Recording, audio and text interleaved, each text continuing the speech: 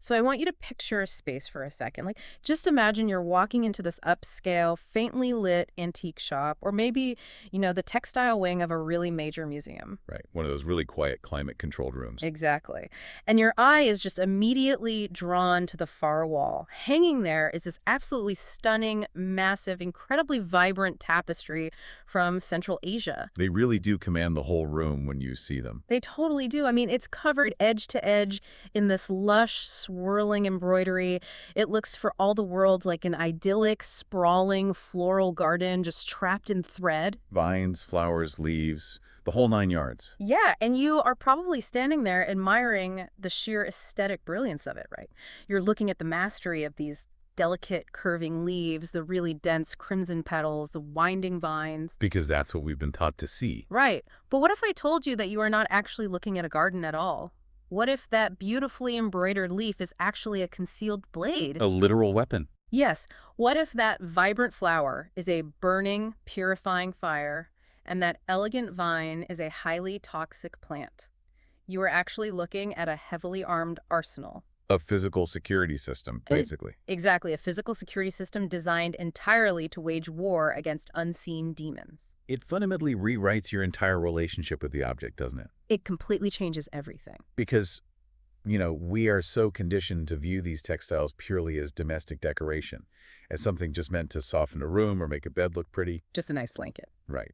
But for the people who meticulously designed and stitched them, these were not decorations. They were literal matters of life, death, and spiritual survival.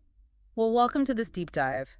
Today we are immersing ourselves in this truly extraordinary stack of research notes, historical diagrams, and visual breakdowns collectively known as the Suzani Code. It's a fascinating collection of sources. It really is. And our mission today is to decode this hidden, incredibly potent, magical language of Central Asian Suzani embroidery, specifically focusing on the regions of Uzbekistan and Tajikistan. The heart of the tradition, really. Yeah. We are going to uncover how, for centuries, settled agricultural women engineered literal magic shields. And they used this mandatory, strict, plant-like aesthetic as this brilliant disguise to conceal ancient, powerful talismans right within the fabric of everyday life. The sheer ingenuity of this, it really cannot be overstated. I'm just blown away by the historical plot twist of it all. It is a huge twist. Yeah. But to really grasp the gravity of this art form, we have to look past the silk and cotton, We have to fully immerse ourselves in the psychological landscape of the creators. Right, get into their heads. Exactly. Yeah. We need to understand the deep-seated, very rational anxieties of their time, the harshness of their environment, and this incredibly complex spiritual ecosystem they navigated every single day. Because life was incredibly precarious back then. It was. This embroidery, it's really where profound human vulnerability meets just brilliant tactical problem solving. I just keep thinking about the sheer scale of the deception. It's like this massive historical sleight of hand. It really is. But before we get into the actual cryptography of the threads, like how to read the symbols, let's set the stage a bit. We need to understand the why before the what, I think. Definitely. Context is everything here. Because if these women were dedicating hundreds or, maybe thousands of hours to building these elaborate textile shields, who were they so desperate to protect? Right, and that brings us to a really fundamental cultural and spiritual concept in Central Asia, which is known as the chilla. The chilla. Yeah, and the chilla translates essentially to a 40-day period. Now, we might hear that today and immediately think of quarantine in a modern medical sense. Like separating someone to stop a physical contagion, like a virus. Exactly. But the chilla was a spiritual quarantine. And the documentation points out that this 40-day isolation didn't just apply to anyone at any random time, right? Yeah. No, not at all. It was strictly enforced during two extremely specific, highly volatile life events. It was either immediately following a new marriage or immediately following the birth of a child. Which, it makes perfect sense when you consider the societal and spiritual stakes of those two events in that era. The stakes were astronomical. Absolutely.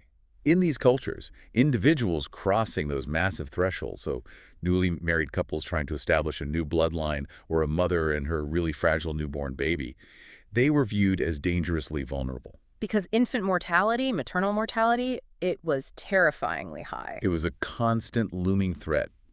And the belief was that during these massive life transitions, The metaphysical veil that protected them from the unseen world thinned out significantly. Oh, wow. So they were basically They exposed. were glowing targets. Yeah. Glowing targets for malevolent spirits, the evil eye, and unseen entities whose absolute sole purpose was to cause infertility, sickness, or death. And frankly, the community just couldn't afford to lose them. So the response wasn't just to, like, keep them indoors and hope for the best. The response was to turn the interior of the room into this impenetrable fortress. A literal stronghold. Yeah. These Suzani ensembles, they weren't brought in to make the bridal chamber look festive for the guests. They were engineered as a physical, multi-layered ring of amulets. They were designing a spiritual safe room. And what's amazing is that the architecture of this safe room was incredibly systematic. It wasn't haphazard at all. It was very calculated. Highly calculated. They layered different highly specific pieces of embroidered textiles, and every single piece served a distinct tactical function to secure the perimeter and, the subjects inside. So let's break down those layers, because the anchor of this whole system is the Suzani itself. Right. And when we say Suzani in this specific context, we are talking about the large primary wall and bed cover. And what I found so fascinating about the application of this specific piece, especially in regions like Samarkand, is the duration of its deployment. Yes, the timeline is so telling. They didn't just hang this heavy tapestry up for the weekend of the wedding festivities and then take it down. These massive, magically charged textiles were pinned to the walls for 7 to 12 months. Which is a massive commitment to a single textile. Right. I mean, almost a whole year. And that extended time frame is crucial because it tells you that the threat wasn't perceived as temporary. Yeah. It wasn't just tied to the immediate ceremony. It was an ongoing siege. Exactly. The Suzani established a long-term, semi-permanent defensive perimeter. It essentially reinforced the physical walls of the mud brick room with a spiritual force field. It was holding the line. Holding the line while the new couple or the new family stabilized their energy and solidified their place in the community. Okay, so you have the walls secured. If I'm thinking about defense in depth, right, a perimeter wall is just the first obstacle. If something gets past the wall, you need closer protection. You need interior layers. Right, and that's where those interior textiles come in, moving closer and closer to the actual physical bodies of the vulnerable people. So next, you have the riho. The riho is the bed sheet, but its placement is what makes it critical. Yes, because it wasn't tucked under the mattress like a modern fitted sheet or used as a base layer. Not at all. The riho was draped directly over the sleeping blankets. It was laid right on top of the couple or the mother and child while they slept. It's a literal canopy of protection resting just inches from their bodies. Exactly. I mean, think about it. When you sleep, you are unconscious. You are entirely defenseless in the physical world. You're completely vulnerable. So the riho is the armor you wear when you drop your physical guard. It covers the body. And then, at the absolute most vulnerable point of the human body, the head, the seat of the mind and the soul, you have the bull and push. And the bull and push is the pillow cover. Right. They threw it directly over the sleeping pillows. So when you map it out from a tactical perspective, it's this brilliant concentric system of defense. A ring within a ring within a ring. Yes. You have the Suzani sealing the room, the riho sealing the body, and the bull and push sealing the mind. It leaves no gaps. None. I was trying to think of a modern equivalent while I was reading this, and the closest thing I can come up with is something like a really complex digital firewall. Oh, that's a good analogy. Or like a highly calibrated multi-sensor baby monitor or security system. But instead of intercepting malicious code or detecting a burglar's physical motion, this entire setup is actively scanning for and intercepting metaphysical threats. It's catching the bugs in the spiritual code. Right. If an unseen demon manages to breach the wall tapestry, it hits the bedsheet. If it somehow bypasses the bedsheet, it hits the pillow cover. It's a spiritual laser grid. It is an absolute gauntlet of magical deterrence. And, to add another layer of complexity to this architecture, we really have to look at how this system evolved over time. Because it wasn't static. No, cultures shift, and the historical timeline shows the eventual integration of a fourth piece into this ensemble, which is the joinamos. The prayer rug. Yes, the Islamic prayer rug. No. And the integration of the joinamos is just a beautiful illustration of how deeply rooted and really how pragmatic human belief systems are. They don't just throw things away. They don't. They don't just erase the old when the new arrives. They synthesize them. The magical shield of the Chilla was rooted in very ancient pre-Islamic traditions, but as Islamic influence permeated the region over the centuries, they didn't discard the old magic shield. They just adapted it. They adapted it. They wove the new religious practices seamlessly into the existing defensive perimeter, bringing the prayer rug directly into the tactical fold of the chiller room. It's a really fascinating overlap. It just shows that the priority was absolute protection, using literally every spiritual tool available, regardless of where it originally came from. Whatever works to keep the baby safe, you use it. Exactly. But this brings me to a massive logistical question that the sources address. We have this concentric fortress of fabric, right? But what are the actual weapons woven into these textiles? Right, what is doing the defending? Yeah, because if I'm a mother trying to protect my newborn from an invisible, malevolent force, how do I actually fight it using nothing but, like, cotton fabric and silk thread? Well, I mean, the most obvious answer for us today would be to just embroider a giant sword or a fierce warrior or a literal shield onto the fabric. Right, draw a weapon. It's draw a weapon, but they couldn't do that. And this raises a fascinating constraint that governed this entire tradition. We can basically call it the rule of the oasis. Yes, this distinction in the records is so vital. This highly codified, specific style of Suzani embroidery was not universal across all of Central Asia. Not at all. It was the exclusive domain of the settled agricultural plains populations. We are not talking about the nomadic herders out on the steppes, and we're not talking about the isolated mountain tribes. And that socioeconomic reality, the fact that they were agricultural, dictated their entire aesthetic vocabulary. It decided what they were allowed to draw. Exactly. Okay. These were people whose survival, whose daily rhythms, and whose entire cosmology were inextricably bound to the soil, to the seasons, the crops, and the complex irrigation of their gardens. Their whole world was plants. It was. And because of this, their artistic tradition mandated a strict, unyielding, plant-like aesthetic. The only acceptable visual language was flora. You couldn't just stitch a sword. So, if you are a woman who desperately needs to stitch a weapon of war to protect your child, you are bound by this rule of the oasis. You have to disguise your blade as a leaf. That is the absolute crux of the Suzani code.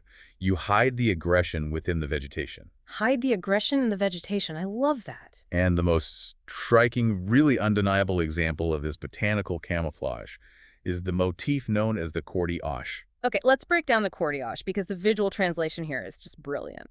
To understand the disguise, we have to look at the real physical object they were trying to hide, right? You have to look at the inspiration. Right. And the courtiage isn't some mythical glowing weapon. It's an everyday, real-world iron knife. A very common household item. But it has a very specific, highly recognizable silhouette. The blade has this distinct upward curve at the tip, and the handle features a sharp downward bend. Now, you might ask, why an iron knife? Why not bronze or bone? Yeah, what's the significance of iron? We have to remember that across countless ancient cultures, not just in Central Asia, iron is not just a structural metal. It is an active, highly protective substance. Because of how it's made. Partly, yes. Because it is pulled deep from the earth and forged through human will and intense fire, it is traditionally believed to be highly toxic or actively repellent to fey, creatures, demons, and the evil eye. The fairies hate iron. They despise it. Mm-hmm. In Central Asia, the belief in the protective power of this specific iron knife was so absolute that a woman didn't even need to physically hold it to use its power. Wait, really? Yeah. Simply speaking, the words courtiage aloud was considered an act of verbal warding against unseen entities. You could just say the name of the knife and it acted as a shield. The word itself has that much weight. That's incredible. But obviously you can't just stitch a literal gray metallic knife into the middle of a bridal bedsheet. No, it completely violates the aesthetic rules of the community. And frankly, it's visually jarring. You want a pretty bedspread. So they had to encode it. How did they take the cold, hard geometry of an iron blade and turn it into a garden? They used this really clever technique of geometric stylization and mirroring. Mirroring? Yeah. The women took the exact silhouette of that knife, that signature upward curve of the blade and the downward bend of the handle, and they duplicated it, mirroring it back on itself. Oh, I see. And through this structural manipulation, the harsh, asymmetrical lines of the weapon transformed into the outline of a large, sweeping, almost paisley-shaped leaf. It looks like a teardrop or a paisley from a distance. Right. When you look closely at the diagrams of this specific leaf motif in the sources, it is not a soft, delicate piece of foliage at all. Not even a little bit. They intentionally designed the outer boundary of this leaf to have sharp, jagged, serrated edges. And crucially, those sharp, jagged teeth are always pointing outward, away from the center. They're literally stitching a deflector shield. Yeah, exactly. It's designed to catch, snag, and slice any metaphysical attack coming toward the bed. The mechanics of the ward are completely maintained, even within the disguise. And to fully sell the illusion, to make sure it passed as a legitimate part of this floral aesthetic, they filled the interior core of this sharp, curving shape with dense, rich red floral patterns. It's the perfect Trojan horse. It totally is. But instead of Greek soldiers hiding inside a massive wooden statue, you have generations of mothers and brides hiding demon-slaying iron knives inside decorative floral leaves. Which is just so poetic. I can just picture the malevolent spirit, right? Right. It's scanning the room, seeing this vibrant, innocent-looking garden tapestry, moving in for the attack, and just getting spiritually eviscerated by a perfectly camouflaged courtier. It really requires a profound level of abstract symbolic thinking on the part of these women. They successfully stripped away the literal appearance of the weapon, but through those jagged edges and the preserved geometric curves, they maintained its magical efficacy. The thread is still there, just wears a different uniform. Exactly. A floral uniform. Okay, so iron blades are an incredible first line of defense. But if we are building a true arsenal, we need more than just knives. And the second line of defense woven into these textiles moves away from forged metal and harnesses something far more volatile. Something much older. Yeah. We are talking about the most primal, elemental force available to early humans. We're talking about fire. Fire is so interesting because it occupies a very complex space in human psychology. It's comforting but terrifying. Right. It is the thing that keeps us warm and cooks our food, which sustains life, but it is also inherently dangerous. It's completely destructive if it gets out of control. Right. And in the pre-Islamic spiritual traditions of Central Asia, fire was revered as the ultimate purifier. It obliterates darkness, it burns away corruption, and it creates this absolute barrier that dangerous things simply will not cross. And the historical records detail a really specific protective ritual utilized during the 40-day chilla that relied heavily on this concept of fire. Yes, centering around the specific object. Right. It involved a physical object called the chorchirag. Historically, to purify the air and ward off any lingering malevolence in the bridal chamber, someone would take these heavy, burning oil lamps and literally physically circle them around the heads of the vulnerable newlyweds. Can you just imagine the intensity of that ritual? It sounds terrifying, honestly. I mean, think about the absolute darkness of a rural Central Asian night. There's no ambient street lighting. And then you have the heavy scent of burning animal fat or oil, the smoke, the heat radiating right near your face, and this chaotic flickering light casting huge dancing shadows on the mud walls. It is a very visceral, sensory-heavy form of defensive magic. And the chorchirag itself was a substantial object. The notes describe it as typically a heavy vessel cast from iron or molded from dense clay. It wasn't a delicate little candle. No, it featured a central reservoir for the oil and then 4 distinct protruding wick spouts arranged in a geometric cross shape. So you have 4 distinct flames burning simultaneously. Exactly, radiating outward from a center point. It's a really powerful tool. But again, we run into the rule of the oasis. You cannot just embroider a heavy clay oil lamp onto a delicate silk bed cover. It completely breaks the visual code of the garden. Right, so you have to metamorphose fire into flora. And I am just fascinated by the technical execution of this. How did they stitch a burning lamp? Well, they essentially abstracted the physical structure of the lamp. They took that diagonal cross geometry, the central oil reservoir, and those 4 radiating wick spouts, and they permanently embedded that architecture into the textile as a massive, commanding floral motif. So the lamp becomes a flower. Yes. The 4 wick spouts extending outward were translated into 4 distinct structural petals radiating from a central focal point on these little pedestals. And the way they used color to simulate actual combustion is just masterful. I mean, if you look at the breakdown of the threads used in this specific motif, it's so deliberate. The color theory is amazing. It is. The outer ring of these petals is stitched in a very dark, dense crimson. And then, as you move inward toward the center, the thread color shifts to a bright, vibrant red. Like a heat gradient. Exactly. And then right at the absolute core of each petal, right where the wick of the lamp would actually be, they used a warm, glowing, highly contrasting yellow and green thread. They didn't just stitch a flower shape. No, they stitched a glowing, radiant flame trapped inside the anatomy of a flower. And the motivation behind this specific translation, I find it deeply moving. It speaks directly to the really harsh, practical realities of their existence. What do you mean? Well, a real physical burning lamp is undoubtedly powerful, but its power is incredibly fragile. Mm. It relies on a finite resource, right? The oil will eventually run dry, That's true. You have to keep refilling it. and a sudden draft from a poorly sealed window can just blow the flame out instantly. It requires constant waking human vigilance. Which you don't have if you're sleeping. Right. And from a purely practical standpoint, circling an open, multi-wick flame near a bed that is heavily draped in highly flammable cotton and silk, that is a massive physical hazard. That is a very, very grounded point. You're trying to protect the new mother and child from invisible spirits. You really don't want to accidentally set the entire textile fortress on fire while they sleep. Precisely. You don't want to burn the house down. So by translating the fire into embroidery, these women achieved this incredible magical innovation. They made it safe? They took the volatile, temporary, highly dangerous magic of the burning chorkirog and they made it permanent. They made it completely safe. That's brilliant. They embedded the purifying, warding power of fire directly into the warp and weft of the bed cover itself. That embroidered flame never runs out of oil. It can never be blown out by the wind. And most importantly, it never goes to sleep. Exactly. It stands guard perpetually. They essentially fossilize the fire in thread. It's just brilliant. So we have a perimeter secured by hidden iron knives and immortal, unsleeping flames. That covers the human-made tools of defense, right? The forge and the hearth. Domestic tools. Yeah. But these were agricultural communities. Their entire reality was dictated by the dirt, the rain, and the crops. So it makes total sense that they wouldn't just rely on human tools. They weaponized the very ecosystem they lived in. We are transitioning now into what the documentation refers to as the natural armory. The natural armory. Yes. Because in their cosmology, the natural world wasn't just a passive backdrop. It wasn't just a mere source of calories.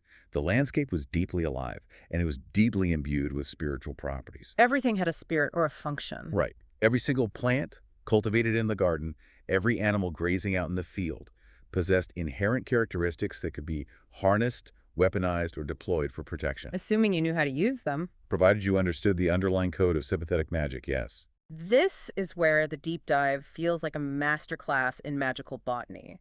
Let's really walk through this field guide of botanical amulets because the logic they used is fascinating. The first one highlighted in the records is the calympher. The calympher, which translates simply to the red pepper. The hot pepper. Yeah. And the use of the red pepper is incredibly straightforward in its physical application. In everyday domestic life, families would literally string up dried red peppers around their doorways and windows. Just hanging them like garlands? Exactly. And the operative logic here relies on the intense, burning physical heat of the capsaicin in the pepper. Ah, so the heat translates. Yes. The belief was that this physical heat translated directly to spiritual heat, which would frighten away or essentially burn any unclean, malevolent spirit attempting to cross the threshold. It's barrier magic completely based on physical sensation. And in the Suzani code, obviously, they couldn't just stitch a highly realistic hanging vegetable. It would look weird. Right, it has to be stylized. So they stylized the calympher into this vibrant, curving, almost paisley-like teardrop shape. It's a very elegant motif, but it specifically retains the sharp, pointed tip of the pepper, and they packed the interior of the stitching with these fiery reds and oranges. So they are maintaining the energetic heat of the plant right within the textile. Exactly. Now, the next botanical element in the armory is the bodum. The bodum, which is the almond. But we have to be very, very precise here. We are not talking about the sweet, domesticated almonds you might just buy in a modern grocery store today. Right, not the ones you snack on. No. The historical context demands that we recognize these as wild mountain almonds. And the defining characteristic of wild mountain almonds before they were heavily selectively bred for human consumption is that they were incredibly bitter. And in large enough quantities, they were actually toxic. Right, they contain compounds that break down into cyanide. Which is wild to think about. It is. And this is exactly where the genius of sympathetic magic shines through. The logic dictates that if a biological organism is overwhelmingly bitter and toxic to human biology, it must be equally, if not more, bitter and toxic to a spiritual entity. So they're literally trying to poison the demon. Yes. By stitching the bodum motif, which they executed as this sleek, pointed, asymmetrical oval shape, they were specifically targeting the evil eye. Giving it something nasty to chew on. They were offering this malevolent gaze, something utterly unpalatable, essentially poisoning the spiritual attack before it could even land. It's defensive chemical warfare, but disguised as a pretty oval leaf. I love it.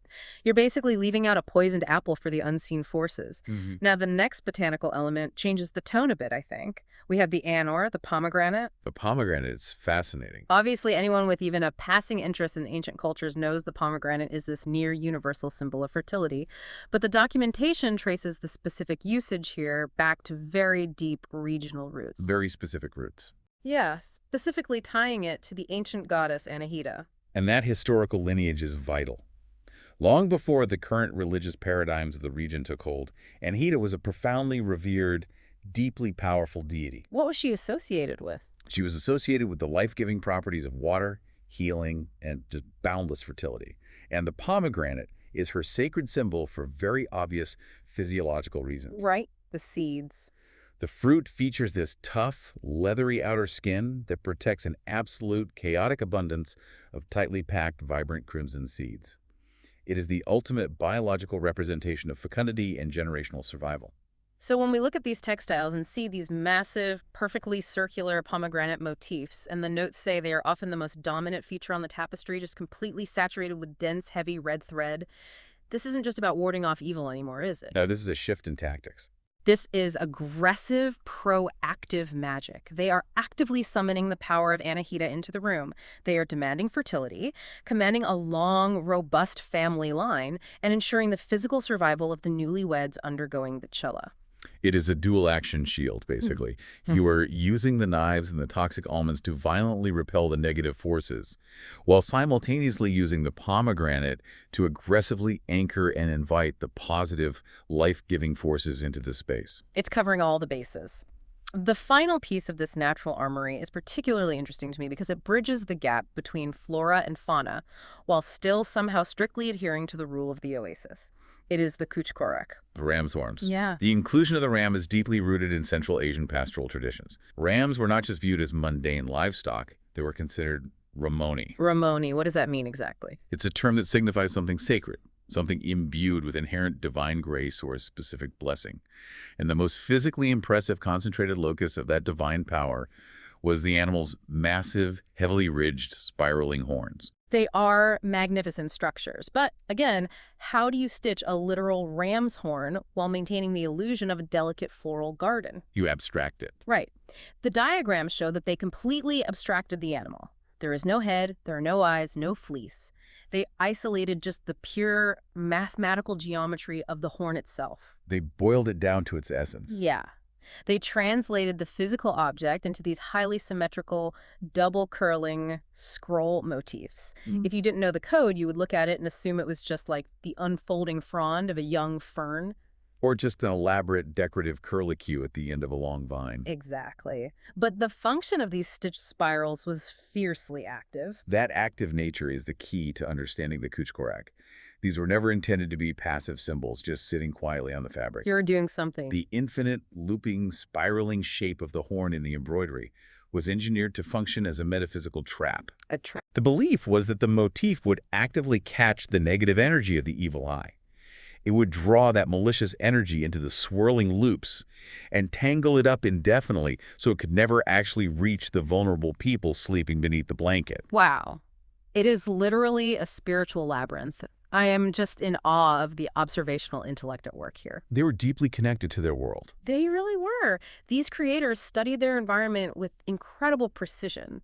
They took the physical, biological realities of their world, the literal thermal heat of a pepper, the chemical toxicity of a wild almond, the reproductive biology of a pomegranate, the sweeping architecture of a ram's horn, and they perfectly translated those physical properties into metaphysical defense systems. And they managed to disguise the entire arsenal as a polite, decorative bouquet. It's mind-blowing. It demonstrates a worldview where humanity is not estranged from nature at all. They saw the natural world as an active, potent participant in their spiritual and physical survival. Every element of the landscape was a potential ally if you just knew how to weave its power. Well, we have covered so much ground already. We've looked at the earth, the harvest, the forge, and the hearth fire. We've seen how they weaponize plants, metals, and animals. But the defensive perimeter didn't stop at the ground level, which I found completely shocking. Yes. The sky. I was completely taken aback by this next section of the research. They didn't limit their magic to things they could physically touch in the dirt. They looked up. They actually stitched the weather itself. It pulled the heavens down. Yeah, they pulled the immense, terrifying power of the sky right down into the bedroom. We're entering the domain of astral magic now, which is really where the Suzani code reaches its most complex and visually overwhelming heights. It's intense. The documentation zeroes in on a very specific, large-scale, incredibly intricate motif referred to as the leaf of weather. And this isn't just a disguised knife or a toxic plant. This entire massive leaf structure is a dedicated canvas for representing ancient, awe-inspiring astral worship. I want to try and paint a picture of this leaf of weather for you because the level of detail is staggering. The interior of this massive leaf is divided into two highly distinct, highly active sequences. Two different weather events, essentially. Right. The outer perimeter of the leaf's interior is dominated by a sequence called the Abri Bahor, which translates beautifully to the spring cloud sequence. And when you examine the actual stitch work in the Abri Bahor section, you see it is composed of these deeply undulating, wavy, continuous scalloped lines. And the color theory applied here is very deliberate and, honestly, visually aggressive. It's very loud. The bands of thread alternate sharply between a vivid, almost electric bright green and a deep, heavy, striking violet. Which the researchers confirm is a direct, stylized representation of rainbows and the heavy, turbulent, rolling clouds of intense spring storms. So you have the outer edge of this leaf practically vibrating with this colorful representation of a churning, stormy sky, but that's just the case. That's just the warm-up. Exactly. The core of the motif, the spine of the leaf, is far more aggressive. This central section is known as the Tiru Kaman, the bow and arrow sequence. And the Tiru Kaman is visually startling, especially compared to the rolling clouds around it. It forms the rigid central axis of the leaf. How is it stitched? It is executed as a very thin, perfectly straight, incredibly sharp line of bright red thread cutting straight down the middle. And running immediately along both sides of that sharp red line are borders of warm green thread stitched into these sharp, aggressive, zigzagging teeth. And it doesn't take much imagination to see exactly what this is supposed to be. No, it's very clear. It is a harsh geometric representation of a lightning bolt violently striking across the sky, just crackling with static energy. Yes. Now, I have to stop here because this seems completely counterintuitive to everything we've discussed so far today. How so? Well, we spent all this time talking about how carefully they curated this chiller room to be a safe, calm, protected sanctuary. They were so worried about danger that they turned the burning oil lamp into a flower to prevent accidental fires. Right, they wanted stability. So why, in the name of all that is holy, would you intentionally bring the chaotic, violent energy of lightning and turbulent, crashing spring storms into a peaceful wedding chamber? Doesn't introducing a violent storm completely shatter the sanctuary they just built? It is a brilliant question, and it really cuts to the heart of how completely different cultures conceptualize power and safety. Okay, lay it on me. To understand the logic of the leaf of weather, we have to look through the lens of ancient astral worship. In those ancient belief systems, fierce, violent weather like a terrifying thunderstorm or a blinding crack of lightning is not merely viewed as a destructive force to be feared and hidden from. It's not just a bad day. No, it is revered as the ultimate, undeniable display of raw, supreme cosmic power. Oh, I think I see where this is going. Yes. The underlying logic of the magic here is heavily hierarchical. The malevolent spirits, the unseen demons, the entities casting the evil eye, they might be terrifying to a fragile human being. Yeah. But those spirits are essentially low-level, earthbound parasites. They're small fry. Exactly. And what do low-level parasites fear? They're absolutely terrified of the supreme crushing power of the heavens. The big boss. Right. So by intentionally stitching the turbulent storm, the rolling clouds, and the violent lightning strike directly into the bed cover, the women are essentially calling down the heavy artillery. It's an absolute assertion of dominance. Exactly. It has nothing to do with making the room feel calm or peaceful. It is about making the room completely untouchable by showing off the biggest, most terrifying muscles in the universe. You bring the awe-inspiring cosmic terror of the sky into the bedroom to completely overwhelm, intimidate, and obliterate any lesser malevolent spirits that dare to approach the bed. You're scaring the monsters with a bigger monster. That is incredibly badass. They didn't just build a wall. They summoned a localized thunderstorm right over the bed to scare the demons away. It's an incredible flex of magical power. It really is. So we have unpacked a massive amount of the what and the why behind these textiles. We know they stitch knives, fire, toxic almonds, and literal lightning bolts to protect their families. The whole arsenal. But what I find equally fascinating is the how. The documentation makes a major point of emphasizing that this magic wasn't a monolith. No, it wasn't standardized everywhere. The codes, the styles, and the specific applications of these amulets depended entirely on where the woman holding the needle actually lived. The magic was fiercely regional. Very localized. Let's explore this regional matrix because it shows how local geography and culture really shaped the defense systems. This regionality is crucial for truly reading a Suzani. Hmm. You can look at a piece and immediately know the cultural soil it grew from. The research outlines three major, distinct regional styles that operate almost like different dialects of the same magical language. Let's hit the first one. The first major dialect is the Samarkand style. And looking at the descriptions, Samarkand feels incredibly heavy, grounded, and almost militaristic in its density. It's very robust. The foundation of their magic starts with the base fabric itself, which was typically mata, this heavy, white, unbleached cotton. And the use of the stark white mata creates a very specific high-contrast canvas. Against that blank, unbleached background, the embroidery they applied is overwhelmingly dense. Like thick? Heavy, thick, and dominating.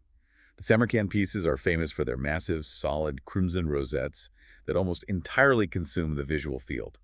They clearly did not like empty space. They filled the perimeter with heavy, impenetrable stitching. Leaving no room for anything to slip through. Exactly. And significantly, the standard Samarkand bridal defense system consisted of 4 distinct pieces, which notably included that bowl push, the pillow cover we discussed early on. So they wanted maximum coverage, maximum thread, maximum density, but then you travel to the Fergana region, and the style completely inverts. There's a completely different vibe. Fergana went in the exact opposite direction of Samarkand. They didn't use the stark, unbleached white cotton at all. No, the Fergana weavers preferred heavily colored backgrounds. They used deep, dark greens, rich, saturated reds, and vivid violets as their base. And their approach to the actual thread work was entirely different, too. Where Samarkand was dense and heavy, the Fergana style is much lighter, almost ethereal. Yes. Instead of those massive, solid crimson rosettes blocking everything out, Fergana features a very sparse, airy distribution of motifs. Lots of negative space. Lots of space. They utilized delicate, thin, branching bushes and elegant open work. It feels less like a solid, heavy shield and more like a delicate, magical net. That's a great way to describe it. Furthermore, their bridal sets were highly variable. They didn't strictly adhere to the standardized 4-piece set seen in Samarkand, which suggests a much more fluid approach to the chilla rituals in that region. It's fascinating how two regions relatively close to each other can have such radically different approaches to the exact same magical goal. It just shows how diverse the cultures were. Right. But the research really directs our attention to a deep dive into the third regional style, Khujand, and specifically the area of Kostakos. Ah, Khujand. This is where it gets really specific. Khujand had a highly specific, standardized 3-piece set, which is interesting because it means they explicitly did not utilize the bowl and push pillow cover. But the truly captivating thing about Khujand is their unique signature motif. The camel track. Yes, it is called the poipoki shooter, which translates directly to the camel track. The camel track motif is an absolute masterclass in localized, highly specific regional coding. Let's decrypt the anatomy of this design because every single element is deeply intentional. Okay, walk us through it. At the very center, the absolute core of the poipoki shooter, you have a very compact, nearly monochromatic, incredibly dark crimson circle. And the texts explicitly state that this dark crimson core is named after the physical footprint of a camel. Not the animal itself, not a stylized picture of a camel with humps, but specifically the wide, soft, heavy track it leaves pressed into the sand. Just the footprint. I have to ask, why a camel track? I mean, we've talked about toxic almonds and deadly knives and lightning.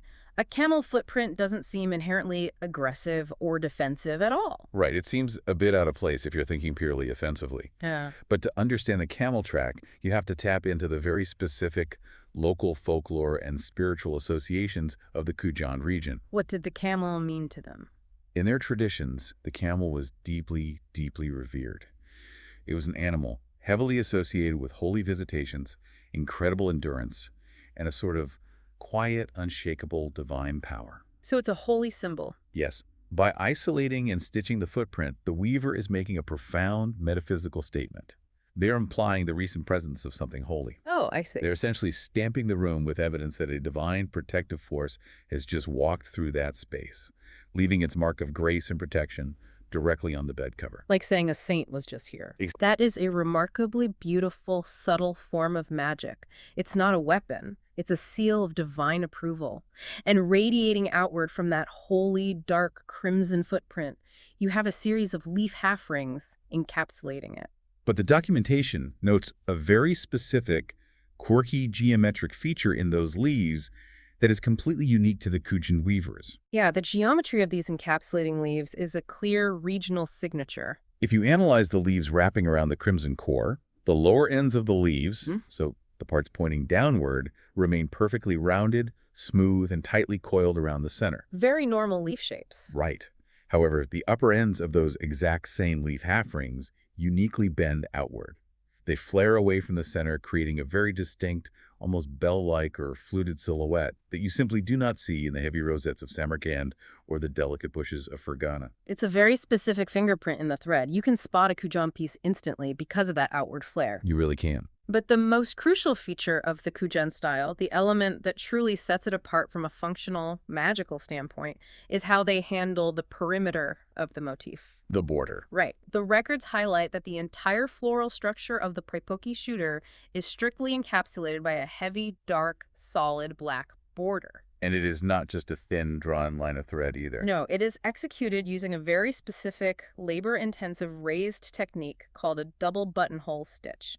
And the researchers specifically refer to this heavy black border as a sealing function. It seals the magic in. Okay, wait. I have to stop the train right here and push back on this because this doesn't track with anything we know about ancient spiritual traditions in this area. Why not? You were telling me they used a thick, heavy black boundary line to seal the protective magic in.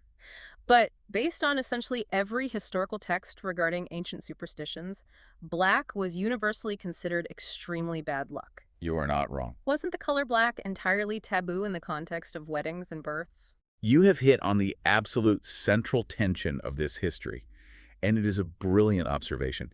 You are completely 100% right. I thought so. For centuries across this region, the color black was strictly, vehemently avoided in any textiles related to weddings or childbirth.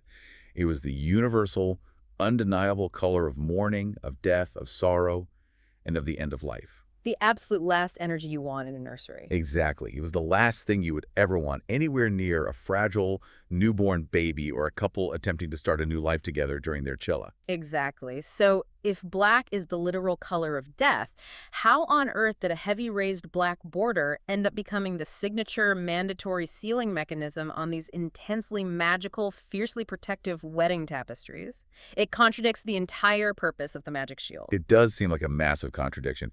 To resolve it, we had to look past the magic and look at the social history. Well, What we are seeing in that heavy black border is the physical evidence of a literal generational culture war that was quite literally stitched into the fabric of these societies. a culture war in thread. Yes, it is the story of how a modern aesthetic desire eventually clashed with and ultimately defeated ancient, deep-seated fears.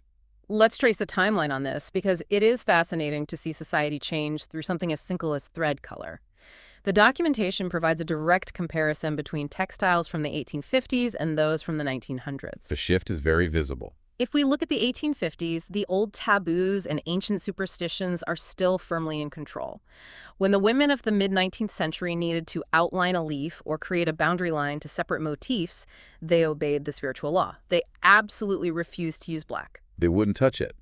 But from a purely artistic standpoint, they still needed visual contrast to make the designs readable, right? Right, if you don't have a dark border, the colors just bleed together visually. So they had to compromise. They needed dark, but they couldn't use black. Their solution was to use green. Because green is safe. Green is symbolically very safe. It represents life, spring, vitality, and growth.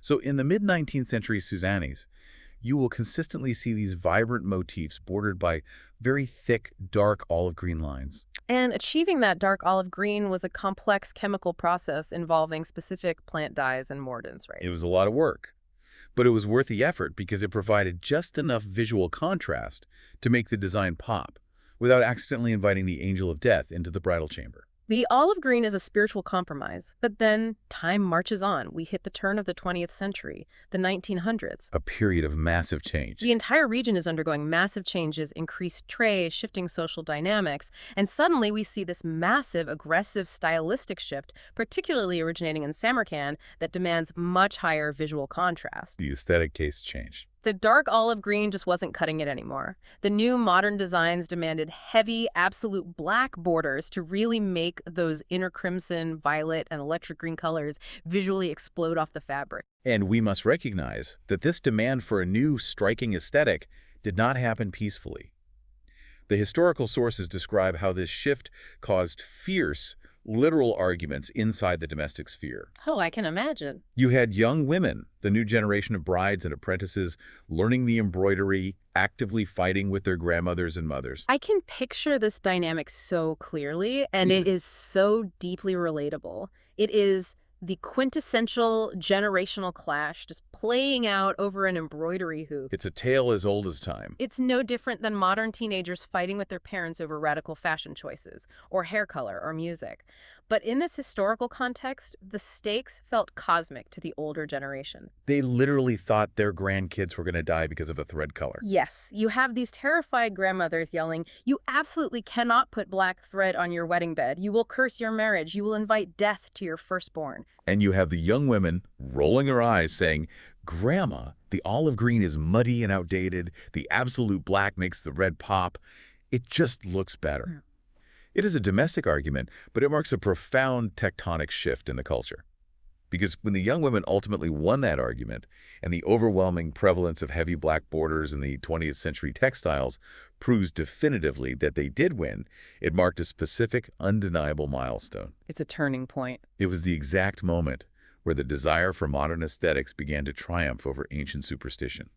The paralyzing fear of the unseen demon was finally, for the first time, outweighed by the desire for a striking, modern, visually aggressive design. It gives me goosebumps to think about it in those terms. You can literally pinpoint the exact decade a society collectively decides to stop being terrified of the dark, simply by analyzing the chemical composition of the dye they use for the borders of a floral tapestry. History written in dye. But if we follow the trajectory outlined in our sources, that generational victory, that triumph of aesthetics over superstition, wasn't just a fun story of teenage rebellion. No, it had consequences. That specific moment was the beginning of the end. It was the death knell for the actual magic of the Suzani. Indeed it was. It opened a door that could not be closed. Once the strict life-or-death adherence to the ancient magical codes was broken simply for the sake of looking fashionable, the foundational purpose of the art form fractured. The spell was broken. We witness a rapid, complete transformation. We move from an era of private, desperate magic into an era of public, commercial commodity. Let's clearly compare the two eras because the transformation is absolute and honestly a little tragic. If we look at the 19th century, as we spent this hour discussing, the Suzani was first and foremost a potent amulet. A tool for survival. Its entire existence was justified by the need for spiritual defense during the 40-day chilla. And its production during that era was fiercely, intimately private. It was handmade inside the home by the family, explicitly for the family. It was personal. Highly personal. It was a mother agonizing over every stitch for her daughter's survival. It was a young bride weaving her own shield for her new home. And the origins of every single motif were rooted entirely in the brutal reality of survival. The hidden iron knives for defense, immortal fire for purification, toxic botanicals to poison the evil eye, and holy animal tracks to summon Everything changes. The research explains that as Central Asia was inevitably drawn into wider developed commodity relations, as international trade expanded, as capitalism took deeper root, and as societies fundamentally modernized, the desperate requirement for magical protection simply faded away. People gained access to modern medicine. Yes, infant mortality rates shifted. Societal structures provided different safety nets. The ancient paralyzing anxieties of the chilla began to dissolve into the background. However, while the fear of demons faded, the desire for the beautiful textiles themselves did not. People still wanted Suzanis. But the motivation shifted entirely. The drive to create faded from a desperate need for magical protection into a societal desire for aesthetic prestige and conspicuous consumption. They wanted to show off. The Suzani ceased to be a shield. It became a commodity. And when the purpose changed, the method of production changed entirely. It was no longer a mother stitching a private magical ward in the dim light of her home over the course of a year. No, it became an industry. The creation of Suzanis was outsourced. It was commissioned by professionals, stitched rapidly in workshops for a capitalist market, and meant to be sold to whoever had the money to be displayed publicly. And logically, because the fundamental purpose of the object changed, the visual vocabulary, the shapes themselves, had to change. That makes sense. Stitching a hidden demon-slaying knife or a highly toxic wild almond simply doesn't make sense if your goal is to project an aura of modern wealth, comfort, and domestic success to your guests. You don't want a knife on your wall if you're just hosting a dinner party. Exactly. The new professional embroiderers completely abandoned the ancient codified language of survival. The documentation shows exactly what replaced the magic, and it is a stark contrast. Instead of the cordillage blade or the chorkirog fire, the 20th century motifs featured mundane, everyday objects of modern luxury. Consumer goods? Yeah, they started stitching literal, recognizable teapots.